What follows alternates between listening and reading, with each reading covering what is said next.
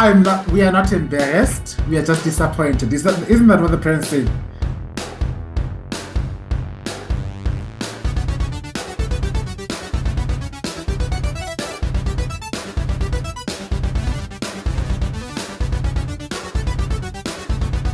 Hey, what's up, guys? Welcome to I believe this is the first GEEK SPOT of 2026. Yeah. Nice. With our dear guests. Okay, the other people are arriving. It's still 2026. So they're still coming from 2025. They'll join us.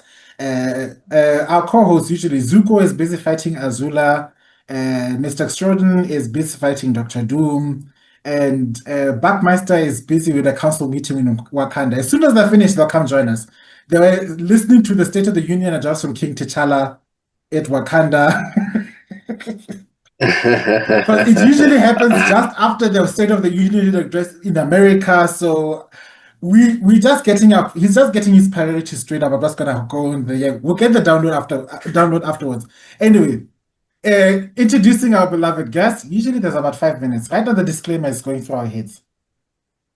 Mm-hmm. So while the disclaimer is disclaimering, I'm going to just go that we've got this lovely how do I put this nicely without glazing you like it's Krispy Kreme? We've got a very we've got a very, very, very, very talented comedian. That's good. Okay, I'll just relay personal experiences. Like I met this person at an event. Very charming, very kind, very well thought. Oh, it is Mr. Extrodin. Enter Goku. Goku is arrived. Of Snake Way. Just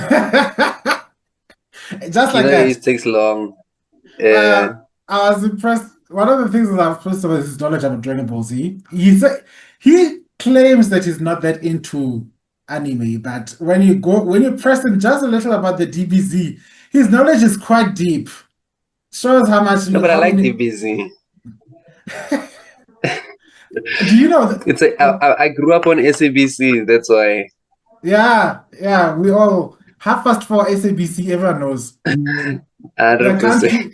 The country stopped. The economy stopped. If you're doing open heart surgery, it stopped. Especially if you're doing open heart surgery on a kid, you have to wake the kid up. I'm like, yo, hey, get in there. One of my earliest memories is like there was a rival school team playing. I think it was cricket at our high school, and I kid you not, no, it was rugby. 4:30, both teams in front of the television going like 30-minute timeout. The 30-minute timeout, guys. Yeah, Goku's doing his thing. Yes. Anyway, introducing Prince. Is it Prince the Comedian or Prince Comedian? Prince what? Yeah, no, either way. Prince Comedian, Virtual Prince the Comedian. Yeah, sometimes just Prince. Some people just say Prince. Either way, as long as you remember the person, I guess the job is done. So the brand is we are trademarking Prince for those who are out there, even though it's a name and I don't know how the heck they would ever trademark it. But Prince of the Comedian is reserved, guys. Don't you dare come after it. Yeah. Also, Prince is spelled with the S, so it's spelled Prins. So it is slightly different. You probably could trademark it. No, it's your trademark. I'm trademarking it for you. It's your brand. No one should come after it. Yo, hey, the snakes out there.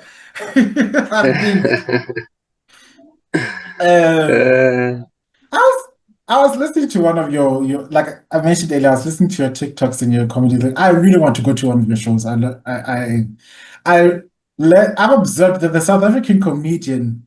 What I like the most is that they're very entertaining, but they're also very family friendly compared to our American counterparts. Because I sometimes catch myself clutching my pearls whenever I want to send a clip of Cat Williams to my mom or dad and realize how many F-bombs this guy how many F-bombs this guy throws in every given sentence. Yeah. Like, wow, oops. Yeah. It's like he uses F-bombs like commas and full stops. I know. N-word, Oh, an F-bomb, an MFer. He loves yes. those. I But mean, it makes it funnier. I don't know why, but somehow, like my dad also likes Cat Williams a lot. But obviously, the cursing is like it is acting. But somehow, the cursing is part of his cadence. So I don't know. It makes it for me. It makes it better. Like if Cat had to perform and not swear, I don't think I'd enjoy it as much. yeah, but I think our local advantage is that we can be hilarious without having to throw the F bombs in the Yeah, yeah. So maybe you'll find that in South Africa, it's a mixture of everything. So we do yes. have many comedians who are family friendly, but that's only because, not only because, but it's also because we try to appeal to a corporate market. Because a lot of times comedians get paid by emceeing corporate events or by being performers at corporate events or being booked for weddings or being booked for 21st birthday parties. So if you think about your bag, you kind of gotta keep it a little bit clean. But there is a group who are, alternative to that. And then South Africa also has vernac comedy. Do you know vernac comedy? Yeah, of course. Now, vernac comedy is not clean at all. Vernac comedy is wild. Vernac comedy is wild. There you can say whatever you want to say, how you want to say it. Like there you can. So we know if you come to the English side, we tend to keep it clean, keep it nice. But if you want to have some real fun, you go over to the vernac side. And there you can let your tongue go. Any vernac. It can be Afrikaans No, vernac, Xhosa, Zulu, whatever, Sotho. Hey, there uh, you can let it rip. I think it's also because maybe it's because of our upbringing, but the next word was Uh, hit way harder than any English combination you can think of. and they seem to be funnier. Yeah. I don't know why. They seem to be way funnier. Sometimes I listen to the next swear words and I just feel like swearing just because it seems so much fun. I actually did it once. I actually did it once by mistake. I was hanging out with family and we were watching a movie or something, or we were watching a reality series or something. And the moment was so nice and everybody was having such a good time that I just blurted out one of the lines that I hear the neck guys say all the time. And when they say it, it seems so much fun. So I thought this is a fun thing. I said it, the whole room was like, yo, oh, yo. And I was like, yo, sorry, sorry, sorry. What happened? What happened? Like, dude, how can you say that? I'm like, oh, why? What did I I thought it was say? cool. I thought it was nice. Uh, I thought it was a cool thing to say. Turns out it's only cool at comedy shows. You can't say that in real life. I'm not gonna add any examples to this. Let's keep this I want to add the example, but I don't know. no I don't know, maybe it's you a know family what? space. You know what? Let's just the disclaimer passed already. We can now let it drip. It's okay. Usually the first 5 minutes are introducing. Oh yeah, I was letting Mr. Extrodin, I was busy letting people know that you're busy fighting Dr. Doom. How was that? I hope you successfully beat him back. Oh yeah, I've been here for a while. I greeted you guys, but you didn't hear me, I guess. Yeah, because you're Hey. So I anyway, just kept quiet so that you guys can, I didn't want to disturb your flow. okay, thank But you. good to see you again, Prince. Yeah, yeah, yeah. No, thanks, guys, man. Thank you for having me in your space. I think I watched one of your episodes, just to familiarize myself with what you guys do. And yeah, man, this is cool. This is cool. What is it called? What The nerd spot, the geek spot? What's it the called? GEEK spot. This The is the GEEK geek spot. spot. How many of you Yeah. are there? Four in total, ne? Yeah, we've got four, and then we usually have one or more guests in the GEEK Uh, spot. Then we've got Nerdgasm where we talk about, well, whatever we're talking about. Keep in mind we're currently doing Code Geass. We're almost done with mhm, that. I uh, I watched I rewatched the final episode I think last week and I was all emotional in my feels, crying in ocean because that thing really got me all choked up. But we'll get to that review later. If you want to know more, folks, comment below. Right now, let's get back to the quote unquote icebreaker game. okay, cool. All right, nice. Let's go. All right, we usually have two icebreaker games. We have the polite, family-friendly version, and then we've got the obscene, not so family friendly version. And congratulations on getting the family friendly version today. So I don't know, yeah, somebody out there must have been in your luck. So the icebreaker is going to be: would you rather Dragon Ball Z edition? Two simple questions. Question one: would you rather fight Dragon Ball Z Broly or Dragon Ball Super Broly? I think the Dragon Ball Super Broly, I didn't watch the thing completely, but I have watched like a ton of highlights about it. I'm gonna keep it old school. I'm gonna go for the OG Broly, like the first one. Because I mean that one was nice because I think the fact that we didn't know who Broly was at all before that, to me made him a bit more scary because there was a lot more unknown to it. I think by the time we fought him a second time, we kind of knew that he could be defeated, even though he was way stronger. You're like, no man, you can't do this if everyone works together, because you can't beat that man alone. Everybody must fight here. Even Krillin, we're like, Krillin, even you must come fight here, bro. Yajirobe, come through your sword. Yeah, dude, everybody must fight there. But I think I know more about old school Broly, so I probably. Okay, but you're saying which one I would fight. Maybe I shouldn't fight that one. Now, okay, let's say I'll fight old school Broly because he's cooler, man. I like him more. I like old school Broly more. I'll fight him because he's cooler. Wow, I can imagine a fanboy fighting him. Oh my god, you just clotheslined me. Oh my god, you put me to the ground. I can't feel my spine. Yeah, but guys, Broly is the other kind of a villain, eh? Broly's the other kind of a villain, man. That man is strong. Yeah, he is. He was a menace, man. A menace. What about you, Mr. Brutal, man. He fights. Have you guys ever watched like UFC? Do you know Khabib? I know that name.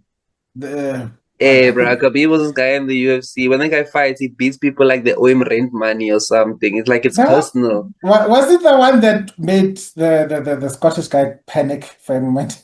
Yeah, Conor McGregor. Yes, I know him. The Dexter. That guy fought him. Yeah, dude, that guy beats you like it's personal. It's like, yo, dude, what did I do to you? Like, this guy beats you like he swore his mother. That's how Broly beats these guys, right? He beats them like it's, this is personal stuff. This guy beating you like you owe him money from 10 years ago. So yeah, I like his style. I like that brutal fighting style. He's the definition of if you catch me fighting a grizzly bear, help the bear. Because I was asking Mr. Extrodin, which Broly would you fight? I would say the new one. I think the old one could not be negotiated with. You couldn't calm him down. You couldn't do anything. This new one, I mean, his anger is justified for the most part. Either someone manipulates him or he sees his dad die or something. So I think he's good-natured. He's a good-natured guy. That one is a tortured soul. He's got anger issues. Like, he's got so many issues, bro. There's no saving that guy. Like, yeah, no, he's brutal. That one. It's like a pit bull. Like once he's on, there's no stopping him. Like you just have to take him down. There's no other way. 100%. That's why I always say that Broly for me he's the equivalent of the Hulk. Once the Hulk is angry, bro, it's a wrap. Yeah. I agree with that one. All right. Moving to the next question. The next question is now going to go into Go First. Is it your? It's your first. I think it's your. Anyway, who'd you rather be absorbed by, Cell or Boo? Is it me? Yeah. Hey man, you know what? I'm gonna say Boo just because I don't like the way Cell absorbs people, bro. Just the technique that he uses, that whole opening up of the funnel and then putting that thing on you. slurping you through, because he slurps you through his tail. You can see like how you now, man. That whole process is a bit nasty for my liking. So let me rather go with Boo on this one. The visuals on the cell one is nasty, bro. Nah, I'm not doing that one. Okay. Nah, I'm not doing that one. Okay, well, I thought I'd sleep tonight. That image is going to be stuck in my head for the rest of my life. Yeah, So, wait, no. who did you go for? He says we'll go for Majin Buu. Yeah. Okay. Thank God you didn't hear his explanation, because the ADHD must have blocked it from you. I'm so thankful, because what he just explained gave me the most convincing argument. From a gent's perspective, bro. From a gent's perspective, I think the way Sal does it is a bit dirty, man. It's a bit nasty. Either way, because Yeah, either you get guacked 3,000 into him, or it stings you and then he slips you up like it's a like. Yeah, dude. Like even still, you get penetrated and sucked in. So yeah, no, it's a bit nasty. I'm sure Boo's technique is way more user friendly. Yeah, it's way more hygienic, if I can put it that way. I was about to say it out loud, but you know what? Yeah, so you get slimed with pink stuff and then you become. No, I mean, but someone did say that even if you're turned into chocolate, when it eats you, you feel the pain, right? Well, that's if he turns into chocolate. Remember? Oh, like, wow, that hurts. Being turned into chocolate is not the worst thing that can happen to you. But then if you get absorbed, like you get covered by the pink chappy rapper goo thing, and then it merges into you, will that hurt? Yeah. Either way, it's not a comfortable. I don't think it will hurt, but you might have difficulty breathing, I think. But I don't think it will physically hurt. It feels like quicksand, I think. The more you fight it, the more it absorbs you. I don't know. I could be wrong. I'm not a Majin Buu scientist. But either way, Sal's one is worse. But think about this: that the first one where he stabs you and sucks you dry. Can you imagine the amount of pain to get your juices sucked out of your body from one hole? Just picture that is extremely painful. And then the other one is just humiliating. I mean, for him to open up his whole, let's call it his ass, he opens up his whole ass and fucking then swallows you through his ass. Nah, bro, that's just humiliating. Like a vacuum cleaner. Yeah, like the vacuum cleaner, bro. Nah, that's not the one. Let's go with the chocolate. Somebody once put a very interesting point that if Cell eats you with his tail, then it means what happened with 18 was that he didn't puke her out, he shat her out, because basically he shat her out whole even. He didn't even digest. Because he ate her through the tail, which was his mouth. That's how he eats. Yeah. And then she came out. Yeah, dude. Nah, Cell is nasty. No. Yeah. Blame Dr. Giro. Yeah. Giro and I, as soon as I get to the other side, we've got some serious stress words. Is it Giro only? Yeah. Dr. Giro. Me and Dr. Giro.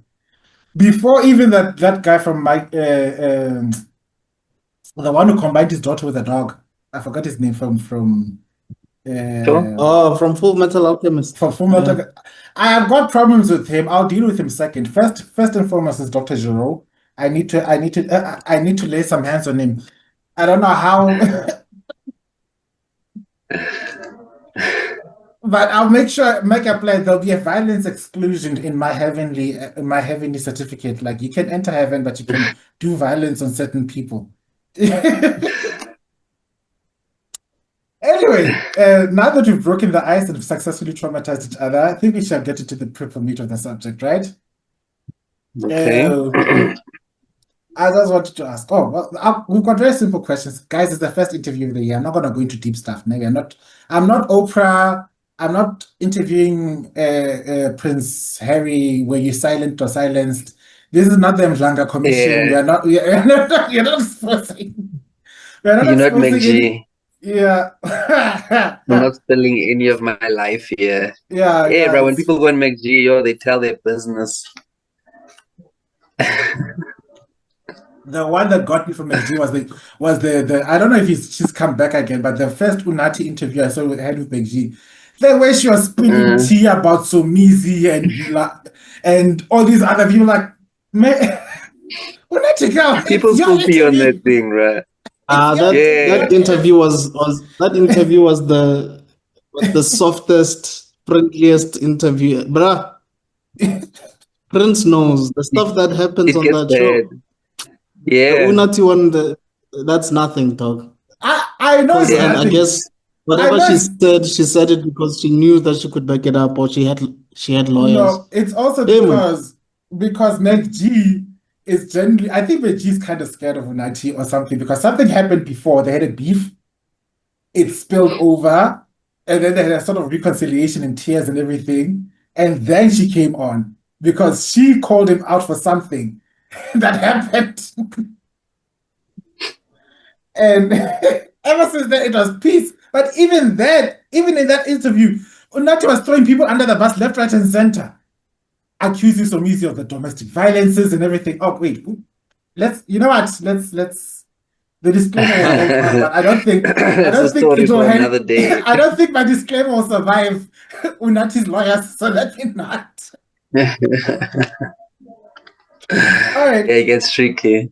Question 1.1. When did you realize that comedy is it being a comedian or a stage comedy?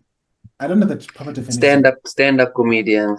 When did you realize that stand-up comedian was a calling? Because I think sometimes these things are more than just a gig to gig thing. It's something that your heart tells you. You're calling it a calling, ne? Yeah, it's a calling. I like that though. I do like the choice of words though, because you can really call it a calling, because I don't think it's something that you should just do as a life decision on your own. You know, somebody was also asking me in an interview the other day, is there any advice that I can give like to younger people who want to be comedians? And one of the things I said was, make sure that when you choose comedy also chooses you, or else it's going to be a very long, very difficult, very broke, very, very weird journey for you. So make sure it chooses you back. So I think if you call it a calling, then yeah, maybe that makes sense, because it means that we are meeting each other, you know. I actually started when I was at university. So I went to university, I did a Bachelor of Commerce in Law and Management. That's what I was studying. Then while I was at university, I used to do as like a hobby, you know, something on the side, like the same way you guys were reading comic books on the side just for fun.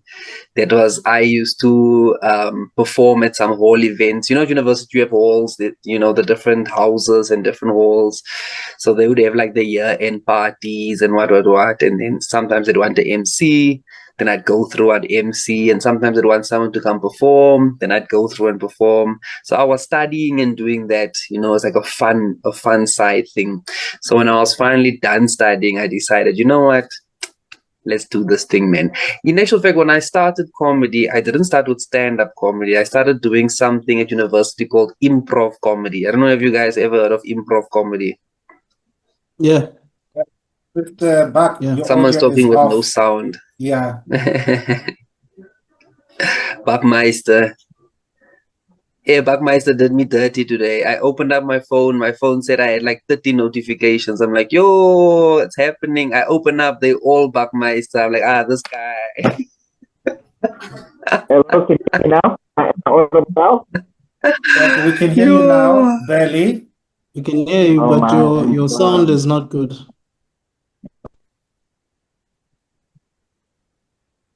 And you're not mute.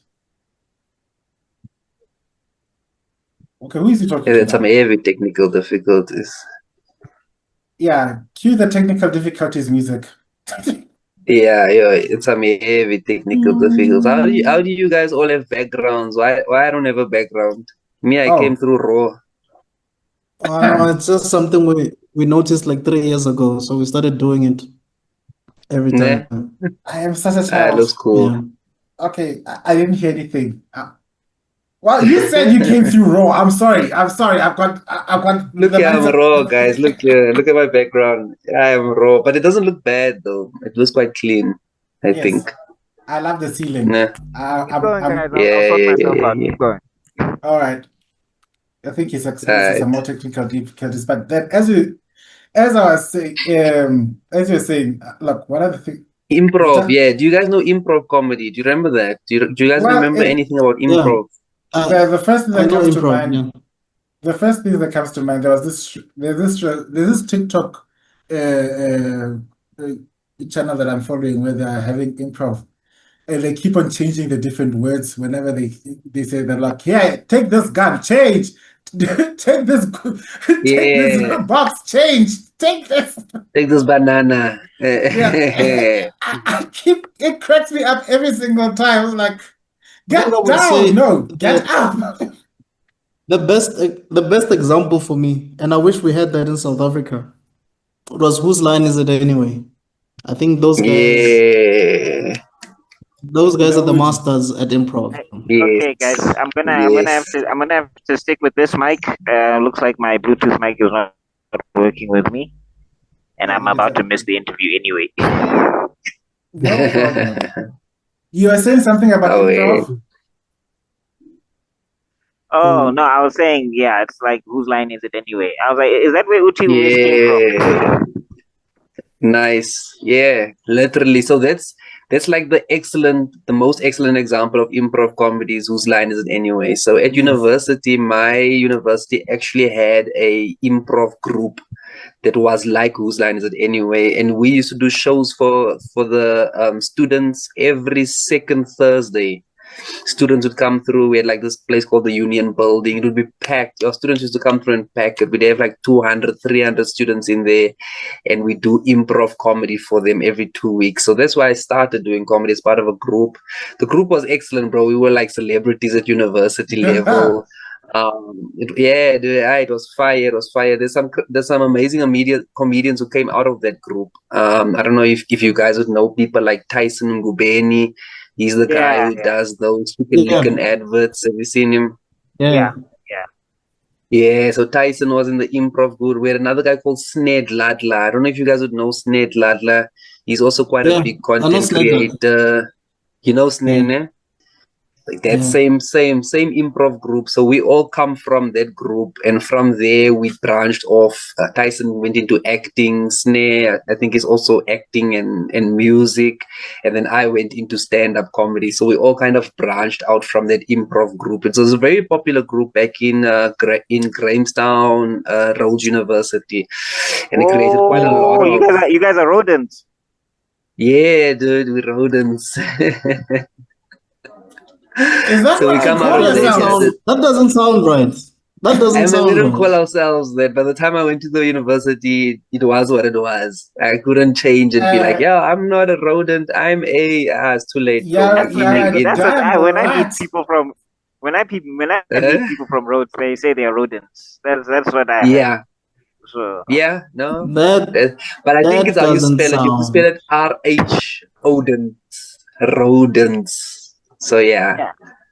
I don't know. I think white people gave us that name. I wouldn't have chosen that for us. Well, it's also the building. It's also the building where they killed Biko, so probably.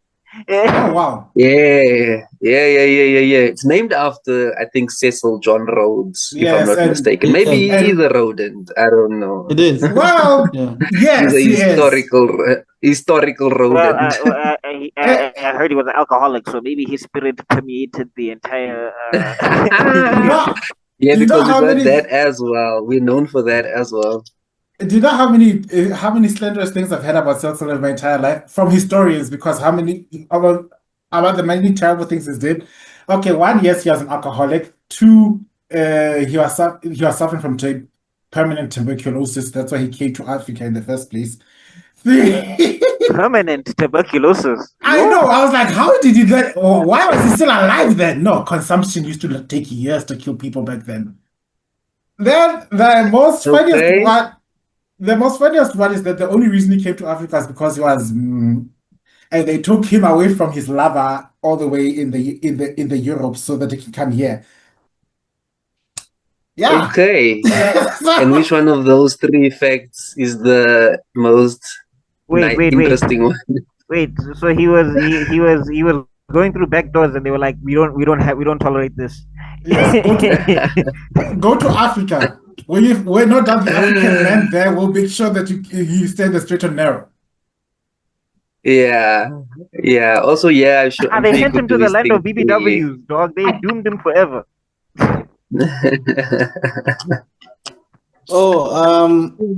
Prince, there's a bit of ADHD that happens here, so please don't be surprised when these two go off. These two? Man, I can see that. You know when you talk, that green thing moves like from the one person to the other thing. When you guys talk, that thing's jumping, bro. It doesn't know where to go. Okay, we shall now. Can't fool you. He's just like us. But anyway, back to the. Continue. I have a question for you, though, Prince. Yeah. Do you remember the first time you died on stage? Wait. I don't remember. No, Americans call it bombed, but South Africans call it died. Yeah, because we're brutal in South Africa. We want you to know that you are dead. We're not bombing. Bombing sounds like you did something to somebody, but dying sounds like something happened to you. What happened to you, bro? You know what? I don't know. I can't remember first of all, I don't die a lot. So yeah. But I think, damn. Yo, the first time. Invincible's the wrong superhero. Hey, bro. I'm then Broly when it comes to these things. Oh, okay. It's very hard to make me die, bro. The legendary Super Saiyan. Yeah. I'm the legendary Super Saiyan, dog. I'm not just dying out here. But you know what? I do remember some deaths. But the nice thing for me is my deaths, I don't feel bad about them because sometimes it's very environment dependent. You know, the thing with stand-up comedy is if it takes place in an environment that's not conducive for it, it will naturally not be good. So you can call that a death. Yes, you can. But sometimes the environment is just against you. Like I remember one time I performed at this event I was booked at. It was a big hall. I was on stage telling jokes, but while I was on stage, people were eating food, waitresses were walking around and they were handing out food to people. People were chatting to each other, giving high fives. The person who brought me on didn't say, hey guys, can everybody sit down? We're going to have a comedian. Waiters, stop coming out. People focus on the front. No, this person was just like, yeah, and coming up next is a comedian, Prince. And I just came on and people didn't even care. They were living their best lives and I was just there telling jokes and it was terrible. I made the most of it though. I think I won some of them over, but I think it still qualifies as a death. But then when I walk away from there, I'm like, was it my death though? I don't know. I feel like it could have been bad for anybody. So I saw two of your specials. This is giving me Gia. I don't not dealing with the average comedian. The audience died. Yes, it was the audience. The audience died. It wasn't me. I could never do it. Yeah, no, I'm a true Saiyan. Legend. Anyway, I was saying I saw two of your Prince specials. doesn't die.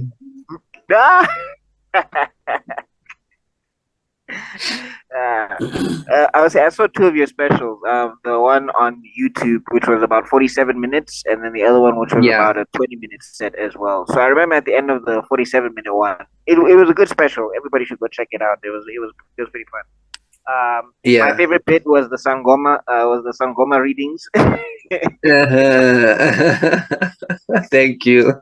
That was my favorite bit. That was fun. Yeah, no, I like the one where it was like a marriage spell, where it's just guys going, yay! Oh, the engagement spell. Yeah. This guy's randomly proposing to women they didn't plan to marry. Yeah, dude. Yeah. Like, no, that's a nice one. I like that show a lot. Yeah.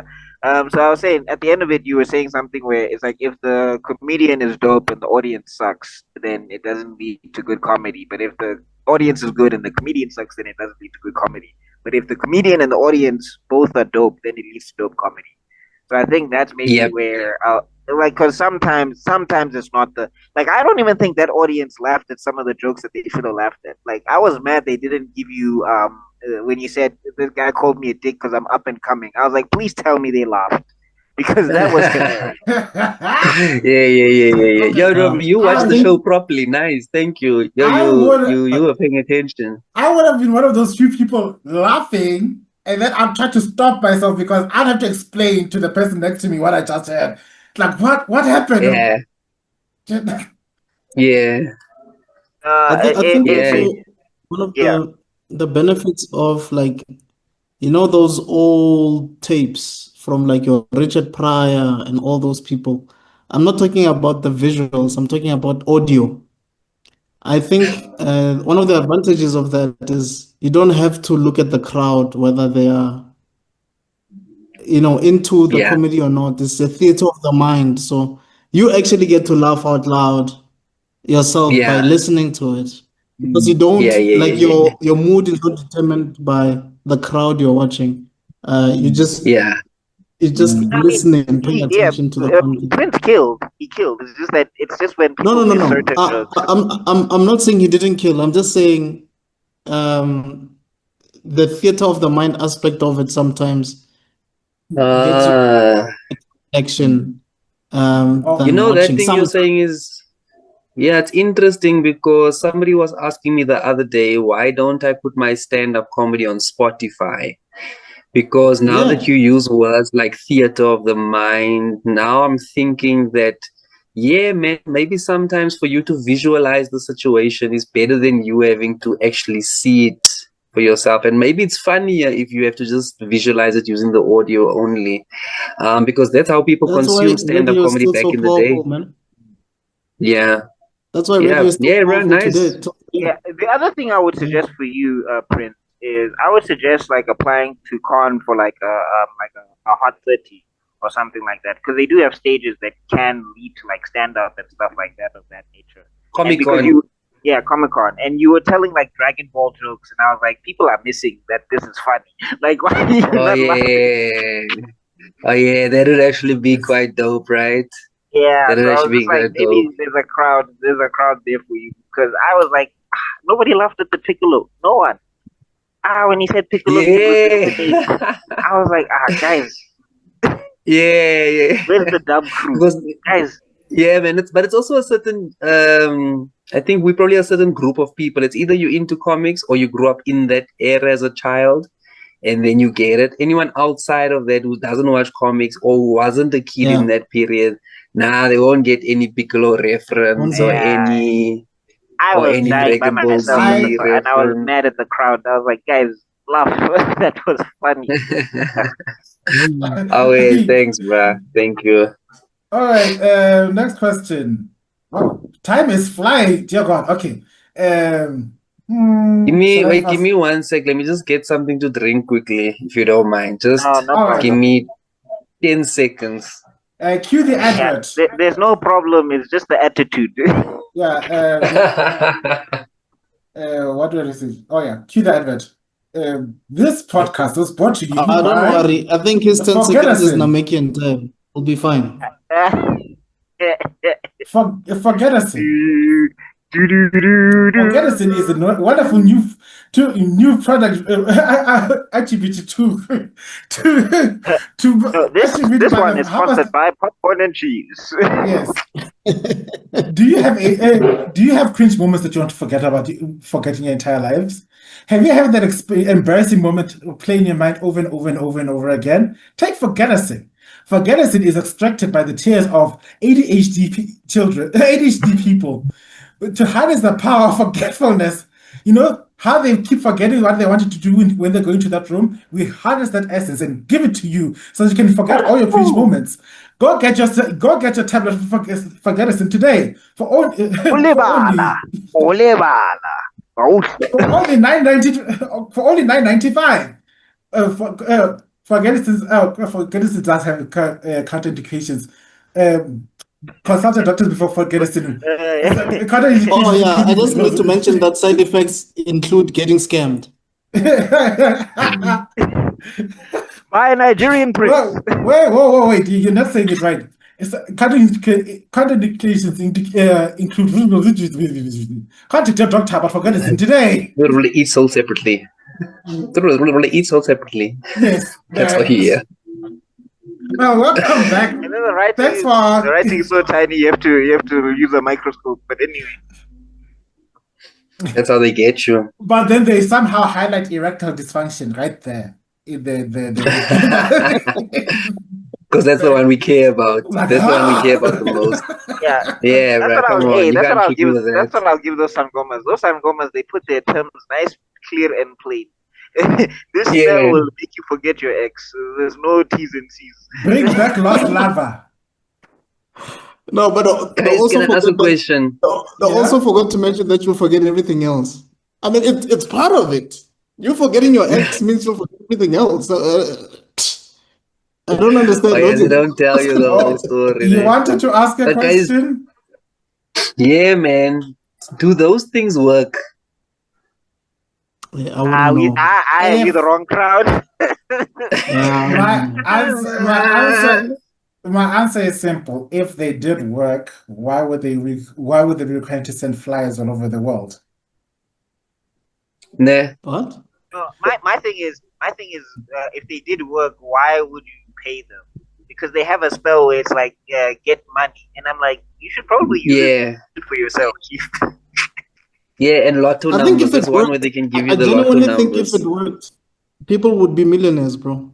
Like they would be millionaires because people would recommend them. Like, yo, I don't remember my ex for real. One of my consistent lines about this is like they always say that the ancestors want to channel their power to bless others so that they can use it for themselves. But I'm sorry, like if they worked, I'm like you contact your ancestors to bless me with their money, then I'll contact my ancestors to bless you. Come on, let's let's work An together. ancestor pyramid scheme. Yes. An ancestral pyramid scheme. You have six ancestors underneath you. And then when you subscribe to this tier, you will have 12 ancestors underneath you, and then there'll be another one with 6 ancestors underneath you. Because why are our ancestors content with us being poor? Come on. Even then you should see the electricity bill now. It's like, aye, my guy, what's going on here? Yeah. Ancestral pyramid scheme. What do you buy? Clientele. Yeah. And if they did work, then why are they still using flyers? They should have like a billboard by now. Yeah, billboards. You know, the ad should be coming up on your Spotify playlist, and your like there's actual traditional healers who know what they're doing, and then there's people who are just like guys don't know, so I'll take their money and whatever. It's just that they haven't figured out the hustle of mega churches yet, where the pastors say send your seed money, and your seed money will grow. And then they shire like Bushiri. And then they shire like Bushiri where they walk on air. It's like, I can see the guy carrying you in the background. What's going on here? But what does that have to do with Jesus, though? That's what I would ask. Like, okay, what does this have to do with Jesus? No, I'm upgraded. You see, Jesus walked on water. I walk on air. So you see. I didn't come here to see you float. Yeah. Nigga, teach me some. Like, you know what I mean? Like, now I might as well go watch David Blaine because I'm Easterix are way better. Bruh, just a Marvel David Blaine blessed. Yeah. David Blaine started a church, guys. I'm telling you. No, hey, I remember that Prophet of Doom thing because I remember you spoke about it in your special. Again, please go check this special out. It's on his YouTube channel. I believe the channel is Virgil Prince, right? On YouTube. Yeah, Prins Comedian. Yeah. Prince Comedian, yeah. I remember you were talking about it, and there was the Prophet of Doom. And the thing that broke my heart is that there were too many black people going there, and I'm just like, guys, God is already testing us enough. I don't think you need extra levels. I don't think you need to see if he's got your back. Like this is already hard. Speaking of which, who remembers the story that broke from, I don't know which country in Africa, where this guy was claiming to be Jesus Christ and it was coming out at Easter, so people were he was now running to the police because people were planning to kill him on the Friday because they are convinced that he's gonna come back on Easter Oh my word! His he's plan blaming. backfired. His plan backfired on him. Hey, it's like that Like, guy oh, who now wants that to you have. mention it, Where's the cross? you got a guys, cross right here. Now that you mention it, he's like, whoa, whoa, whoa, whoa, whoa! I was just, it's just a like prank. It's just a prank. You know? it's like that. It's like that. The joke you told about the pastor, where he was like, he wasted an opportunity. Where's the pictures with Jesus? Where's the pictures with? I mean, like, come on, do the hands. these pastors aren't Come on, Jesus. serious, bro. All right. Yeah, show the hands. Show the Okay, hands. this one super tangent. Let's get back to the. You see, because you didn't watch the special. Now you see now. BuckMeister, ladies and We're gentlemen. vibing here. BuckMeister. Wow. Yeah. Today the buses are coming for everyone. Hey, man. You think Okay. you think you're Tom Cruise on that ship because you can dodge upside down? When are you also there? Moving swiftly along, I think I'll just wait. What challenges did you face in your pursuit in the pursuit of a calling, and how did you overcome them? I think it's a very important question because people always. I don't subscribe to the social media disease of just putting the flowers and roses. Yeah. Without people realizing that there was work behind them. I always say people like to. You've done huge crowds, so I'm guessing getting there was very difficult. Like, again, if you check out his YouTube channel, there's like, I don't know, you did a venue that looked like it seated maybe 400. I'm not sure. Yeah, guys. But you know, the thing is this. I know whenever people ask me this question, they were like, what are the difficulties you used to go through? And I'm like, no, let's talk about the difficulties I go through. It's not used to. It's still here. It's still here.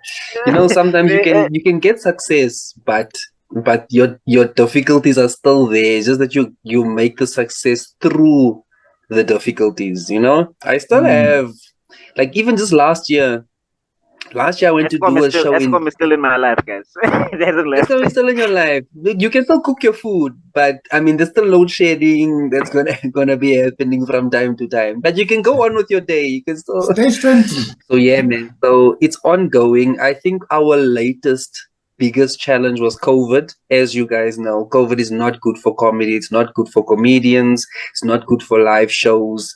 And COVID was for 1 or 2 years, but the effects last for 3, 4, 5 years. In fact, I think 2026 is probably the first year that we can say COVID doesn't feel like it's on us anymore, you know. But in 2025, there was still a bit of COVID. In 2024, there was a lot of COVID still on us.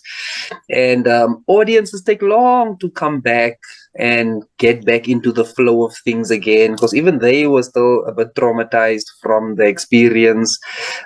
Even corporates and companies who used to work with comedians a lot, they obviously stopped in COVID, and then it took them a long time to start getting back into, hey, let's book comedians for corporate functions, let's get comedians for things. Corporates themselves had to tighten up budgets, brands tightened up budgets, everyone tightened up budgets, and then you find... Yeah, dude. And then you find, like, people work from home, even the whole work from home policy. So when I remember one of my lady had a year-end function, and the year-end function, everybody had to tune in on Zoom with your drink and be like, year-end function. Woo! Now, you see, normally I'd be at the year-end function doing comedy for you, but now all of you are there now sitting at home. So COVID was very tough for us. Here's another thing that COVID did to comedy is, before COVID, South Africa had 3 major comedy clubs. If you guys might know, the one was Parker's Comedy Club in Monte Casino. The one was called Cape Town Comedy Club, which was at the waterfront in Cape Town. And then there was one other one called the Goliath Comedy Club, which was in Melrose Arch. Was that hosted by Jason Goliath? Yes, so that's the Goliath, Jason Goliath, Donovan Goliath, Nicholas Goliath. They ran that club. In Okay, I only COVID, know one all Goliath. I three those didn't know there was a clubs. Goliath trio. My bad. No, it's a Yeah. trio. Oh yeah, bro. They were quite big before COVID, but after COVID, I think they're more individuals. I think Jason does his own thing. Don is more of a marketing specialist, influencer Illustrator, guru. marketing guy. Yeah. The market, and then Nicholas is more. I think he But does like Nick and Jason, voiceover work and. Nick and Jason actually have a podcast, which is actually a question I wanted to ask, but I'll ask it once you're done. I just don't want to disturb you. Yes. So those were the three comedy clubs, and in COVID, all three of those clubs they closed down. They still haven't come back. They're gone, which means we are currently comedians who are doing comedy without a comedy club. That's like being Christians and there's no churches. You can still be a Christian, but no churches is just it's a bit weird. It's a bit awkward. So we're still going through it. So we still have our challenges. So challenges is an ongoing thing and we work through it. You guys know the other day I came through to the content creator space because as comedians now, we've realized that we are facing a brand new challenge is that everything has moved online.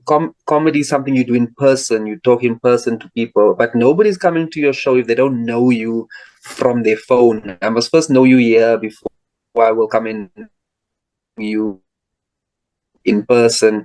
So this has forced us to be like, guys, we need online presence. We need to learn content creation. We need to be able to make clips, make things, make people follow us. And once they follow us, then we can say, come to my stand-up comedy show. So these are brand new challenges for us. So our challenges are ongoing. Yes, we do achieve success, but our success is constantly being tested. And that's the period that I'm going through now. For me, it's a brand new world now because I tour my show around the country, but in order for people all over the country to come to my show, I need to create content every single day so they can be like, oh, Prince, oh yeah, shit, let's go to the show, let's buy tickets, and then they come through. So it's a brand new challenge for me. I have a question though. Can I just ask? I've Okay, been waiting. go. All right, Cam first. So I've noticed Abuti Lolo, I've noticed Q Dube, I've noticed Khabane Moloi, I've noticed Pop-Pops, Titi, Shandre, Tebisa Mhlongo, Tatsum Konzo. The Goliaths, as I've mentioned, they all have podcasts. And I think that has somewhat been a strategy for comedians to, like you said, not only get noticed, but also have brand deals. And I see some of them even, I know there's TikTok comedians versus you guys who've done stand-up. I know there's a difference because some of them can't do stand-up because they're only used to doing comedy in small bits. But my question to you is, would you consider doing a pod of your own, just like the other gents that I've mentioned have done? I mean, Trevor Noah even has one. So is that something you would consider doing? Or do you know what I would like to do? I would like to be a serial podcast guest. okay, a guest. Okay. And even today, when you guys invited me, I said yes, I'll come through. I've been on you spoke about the Goliath podcast. I've been on that podcast. Yeah, the happiness economy. There's another one with Titi Pasha and Wazi Kunene. I've been on that one. I'm waiting for Tets to invite me. Hopefully invites me soon. I want to be on that one. Then I haven't yet been on the Pops and Tsitsi one, but hopefully one day I get onto that one. So I'd like to be a serial podcast hopper where I just every single month I'd like to do like 2 or 3 podcasts, Then what I have committed myself to is I started a YouTube channel called the SA Comedy Insider. And that is where I cover comedians and comedy events and I interview the guys and so forth. So it's not a podcast, but it is a platform that shows the comedians and also shows me. So I interview the guys who run gigs. I interview them. I do episodes, and then I do little shorts where I do quick question and answer with the guys. Like, would you rather this or that, or would you? Blah, blah, blah. So for me, that's the angle or the approach that I've taken. I don't think I'll be running my own podcast anytime soon.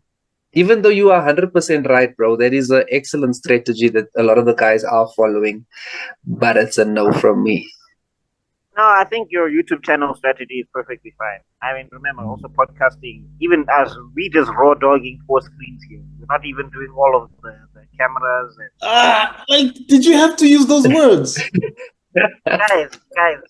guys, please. Okay. I will start giving raw dog. I'm so glad I'm not the only one who detected it, and I'm glad that I'm not the one who commented. Because usually I say something and then you all look at me like I'm the Diddy of the group. So thank you, Mr. In front of the guests, bro. You know, in front of the guests. No, okay, they're showing out these two because we have a guest here. Anyway, I'm going to be polite because it's after the fast and you're eating, so I'm gonna blame it on your hunger. So we shall continue. You know what? Oh, nice, bro. Are you doing Ramadan? Yep, I'm deep in the midst of it. Oh, nice one. Nice. But I'm not all the best with that. To heaven because I'm not making it to heaven because I'm part of this podcast. But anyway, nice. No, dope. Speak for yourself. Nice. I'm gonna take it deserved right there. Don't worry. You okay? We're degenerates together. Anyway, I was saying your YouTube strategy works out perfectly fine because I think that's a great way to network and be shown and all of that stuff. But my question for you is that the sets that I've seen of yours, they're pretty clean. So do you focus on doing clean comedy, or I mean, you throw in like a word here or there, but mostly the set will be like 90% clean. Is that something that you strive to do in your material? I wouldn't say strive to do. Look, I'm naturally not a cussing, swearing kind of a person. Like even if you just, I mean, even in this podcast so far that we've had a conversation, I mean, how many times have I said, you haven't, motherfucker? Like, you just did it now. Why? Editing squad, editing tebello.khala filter. This is a PG show today. Yellow card. Yellow card. Hey, Govas, are you doing your job? Just because I was missing in action for a while, man. Govas. Yeah. So the thing is, I'm naturally not a person who swears a lot. So in my comedy, I also wouldn't just be out here swearing. And then also, I'd like to consider myself to be a very diverse and flexible comedian. So I change my style depending on who I'm performing for. So if I'm performing a special and the special is going to be on YouTube and the special is going to be watched by eyes that I don't even know who will be watching this thing, then by all means, I think I would keep it clean only because you're trying to gain that bigger audience. However, if you were to come to a comedy club and it was a late night show and everybody's been drinking and everybody's feeling good, I'm sure the comedy style you'll see from me will be very much different. It will be catered to that group of people. And then it may be a bit more raw. The topics may be a bit more intense because I consider myself a comedian through and through. I don't consider myself a comedian that's just, it's through and through. But for the purposes of YouTube, for the purposes of Showmax, TV, so forth, I think it will be more clean. But I'd like to invite you guys one day when we do have a late night show. You know, those shows that start at 10 o'clock at night and it's late night shows. Yeah, come through that one. That one's going to be proper comedy, no cameras, no recording, just comedy. And then I do also do gospel comedy. I actually have done gospel comedy, and it's actually something that I would like to do again, is gospel comedy, where that is absolutely clean. And sometimes quite biblical as well. which is a whole other level of comedy altogether. Then I'm also proud that sometimes I get to perform at Vernac comedy shows. Not that I speak fluent Vernac, but because I do have a couple of relatable Vernac stories, words and phrases that I would throw into the mix, and those audiences enjoy me as well. So I think being a South African is to be very flexible, because South Africans believe it or not, James, as South Africans, we know a lot about a lot of things. Other countries don't know a lot about a lot of things. They know what they know, and what they know is what they know. But we know American things, we know UK things, we even know some stuff about China, we know things about Nigeria. We are That's why our accents are all over the place. Yeah, our Actually, accents why are our all accents over when are the I all place. considered doing stand up, I don't know, maybe one day we'll see. But when I had a joke about how every South African is secretly an agent in waiting. 20 languages, all the roots. Yeah, they just need to trigger you, and then you Yeah. As soon as somebody says "Uva," activate. You start planting that bomb immediately. Hey, people jack cars with screwdrivers out here. I'm like, hey guys, MI6, why are you training people? James Bond already lives close to it.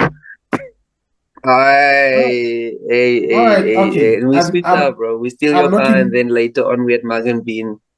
I just have a question. If you want to close, I just have a question for.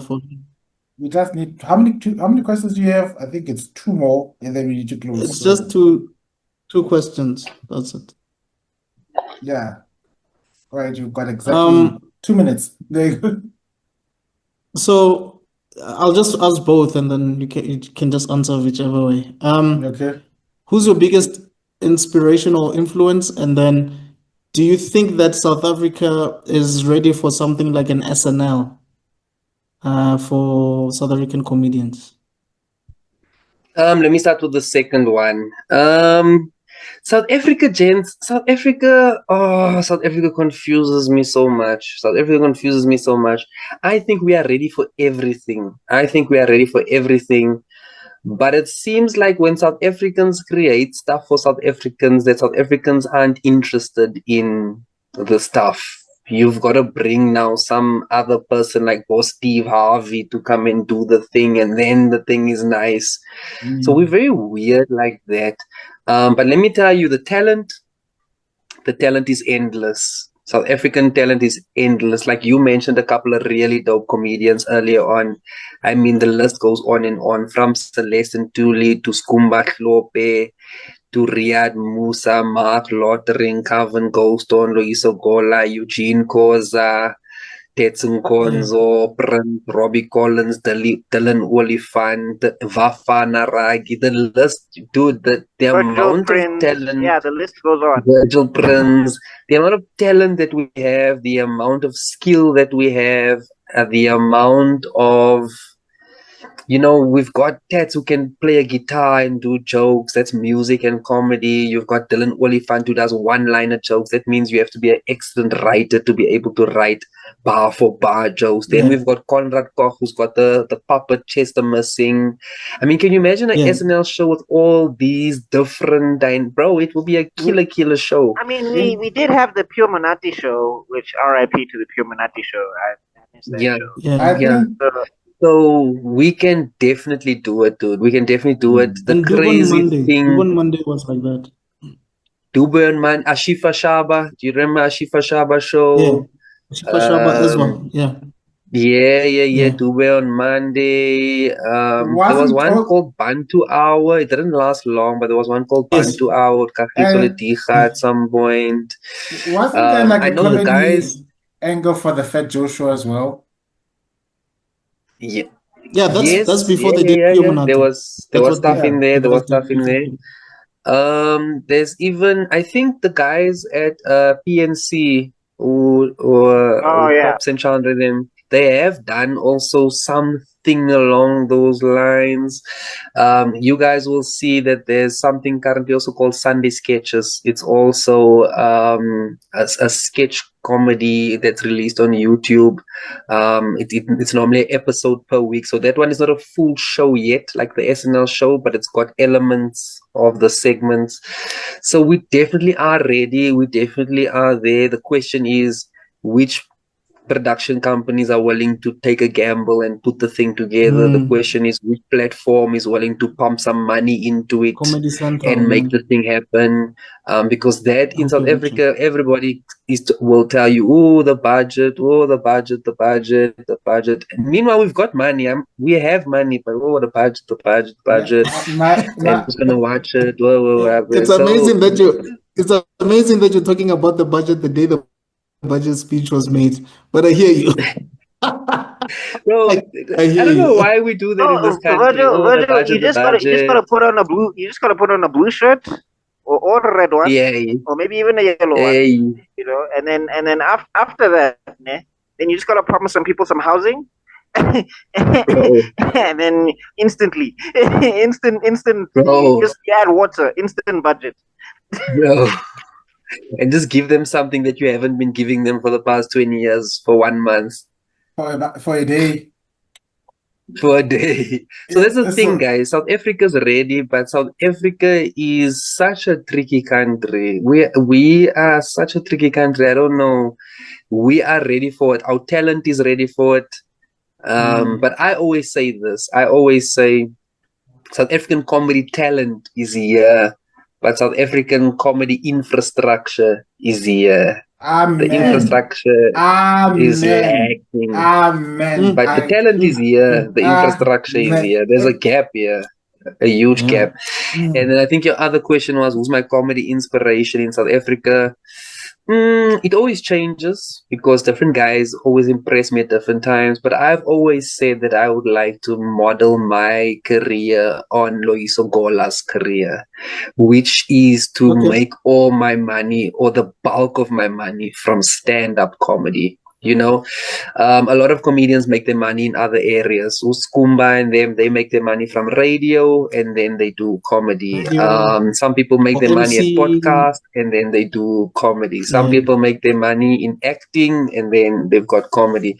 But Loyiso Gola does stand-up comedy, not even content. When have you ever watched TikTok or Instagram and see Loyiso Gola doing content? Never. That guy does stand-up comedy. Yeah, you'll never see him like, hey guys, today I'm walking and I'm with my dog Butch. Say hello, Butch. Hey. You'll never ever see that guy do content. You'll never see him. It was only one video that I saw that he did where he was asking people why they are buying bread at Woolworths because it's gonna expire within 24 hours. And it was like, udom. Like stuff like that, but that's it. You know what I mean? It's just stuff like that. Yeah. No, but nothing deep. It's maybe something you eat it for fun. You were just like, I'm here now. Let me holler at the peeps. Or what you might find maybe in a build up to the show, you might be like, yo, people of Tebecha, I'm coming to Tebecha this Thursday. Hey, by the way, why are you buying bread that expires? Hey, Udom, buy tickets to my show. You know, just basic. But like that guy does stand-up comedy. He travels to the UK, does stand-up, comes to South Africa, does stand-up, goes to Australia, does stand-up. Then he's in the USA, that is a stand-up comedian. And I think I've always aspired to get my career to that point where if you ask what Prins does, he does stand-up comedy. He's not content creating, he's not doing podcasts, he's not on radio. The guy does stand-up comedy. So I think Gola for me is the best. Amen. All right. I think I should just fast forward to the final question because we are way over time now. Well, the question is always the same. It's my favorite question of all the time. It's like there's someone out there who's inspired by your work, who's seeing this and who's found inspiration by what you do and who you are. And what message would you want to give to that person? What are your words of I'm wisdom? gonna repeat the one that I said earlier Don't start on, with which what you is miss, ne? bro, the way you consume comedy, you remember the things. What you miss. So I would say, That like was I said hilarious. earlier on, I laughed for like 5 minutes. Go ahead. and that one is not even a comedy special. So those are just bits that I did. Those 30-minute ones is like when I go to a place and I'm touring there, I record the show, but then I use the parts of the show that's not the main show. You know, sometimes you perform and you do the show, but then because the audience are so nice, you do a few extra jokes. So what I do is I record those extra jokes and I put those on YouTube, and then I keep the actual show separate. You know, so one day I record the real show. So those 30-minute pieces are just those bits, and they're also very fun to do. The main one-man show to watch is the one you were mentioning earlier on. It's on YouTube, 47 minutes. That's Prince live and recorded too. I love that show. It was produced by Watermelon Media, who's also an up-and-coming production company of note, especially within the comedy space, sketches and so forth. So keep an eye out for that one. The inspiration I give to kids is the same one I said earlier on. We are in an era now and in a time period with the South African economy the way it is, and with things set up the way it is, that I would say if you want to do stand-up comedy, choose comedy, but make sure that comedy chooses you. You know, you called it a calling earlier on. Make sure that you heard the voice of the ancestors saying, make sure it has come and do airtime. this thing. Make sure, because you don't want to come into this thing just willy-nilly, because it's not easy. I'd go so far as to say comedy is not jokes. It's not jokes. I made a video the other day where I spoke about comedy, stand-up comedy now is 10% of what I do. Me on stage, that's 10% of what I do. The other 90% is me trying to sell tickets, is me creating for events. It's me sending invoices. It's me calling people, asking them if they want a comedian for their event.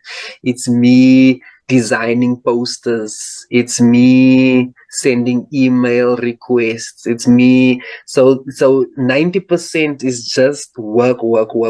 Then 10% is me on stage performing. The other one is me no wonder buying Chris Rock and Dave speakers, Chappelle gave lights. you that cosign, ne? They gave me the thumbs up. You see, that's me. That is actually me playing around with AI, because I'm trying to figure out how AI can help out with what I do and so forth. So 90% of it is not jokes. So I would say don't just do it because it looks nice and it looks easy and you're like, hey, I want to do what that guy does. No. Make a serious decision. Make a serious decision. But guys, you know, when your passion calls you, you know, I'm sure you guys know, like when your passion calls you, you'll be like, listen, this thing it's not going to make me a lot of money at first. My parents don't know why I'm doing it. My girlfriend's breaking up with me because I don't have money like the other guy has money. You know, you making sacrifices here now. Now you are sacrificing, you know. So yeah, choose comedy, but make sure that comedy chooses you. That's profound, man. That is profound. I think, you know, your line reminds me of one of these master classes I watched. I think his name was Smokey Robertson. My mother will definitely jump out of this. But the one question they asked him, they asked him a very familiar question about the music industry. And he said, you gotta love it. You've got to love all of it, not just the good parts, the hills and the valleys, because you may see the performances on stage, but you don't hear about the recording until 3 a.m. at the sound studio, because that's the only time slot they've got available for you.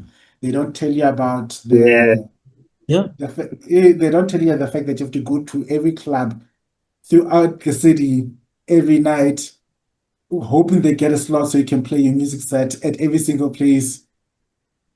Those are the things you need to love. You need to love, including going on stage and doing all these big things. Because if you don't love the valleys, you're not gonna get to the hills.